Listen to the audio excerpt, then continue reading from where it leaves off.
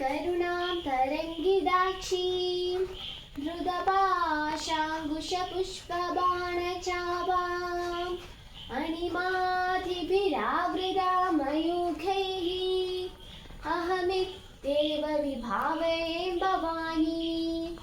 ॐ श्रीमाता श्रीमहाराज्ञी श्रीमत्सिंहासनेश्वरी चिदाग्निकुण्डसम्भूता देवकार्यसमुद्यता उद्यद्भानुसहस्राभा चतुर्बाहुसमन्युता रागस्वरूपपाषाढ्या क्रोधाकाराकुशोज्ज्वला मनोरूपेक्षुकोदण्डो पञ्चतनभमात्रसायका निचारुणप्रभापुरमञ्जद्ब्रह्माण्डमण्डला चापकोशागपुन्नागा